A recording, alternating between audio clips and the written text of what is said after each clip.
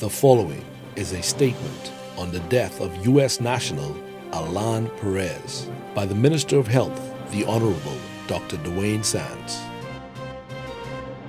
I'm deeply saddened by the unfortunate death of Bimini resident and U.S. national Mr. Alain Perez on Sunday, the 28th of April. Mr. Perez was the owner of Bimini's Big John's Bar and Grill, and he had lived on the island for several years. According to police reports, Mr. Perez was shot multiple times while at his residence shortly after 1 a.m. He was taken to the clinic on the island, but unfortunately succumbed to his injuries. The government of the Bahamas strongly condemns this random and heinous act of violence. It is unfortunate when these incidents happen anywhere in the world, and we are certainly saddened that such an incident took place on the island of Bimini. Mr. Speaker, I wish to address erroneous reports about the quality of health care that Mr. Perez received at the clinic in Bimini and the mischaracterization of the clinic as inadequate. The clinic in Alistown, Bimini is well equipped and modern, and the services offered are appropriate for the needs of the community, which has a population of around 2,000 residents and welcomes thousands of visitors annually.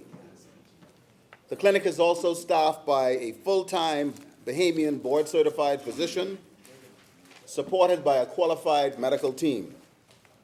The facility is comparable to the facilities serving small communities in most countries.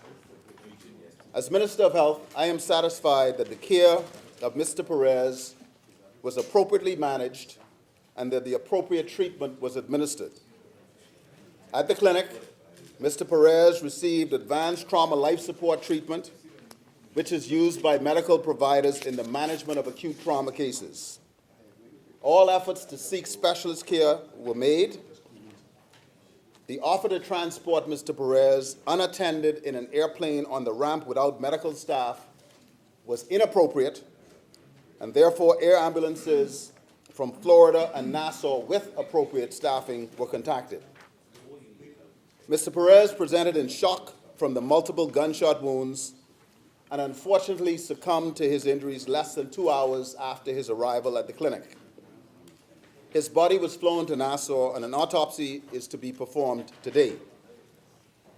The situation surrounding the unfortunate death of Mr. Perez is under active investigation by the Royal Bahamas Police Force, which is using every available resource to bring this matter to a conclusion.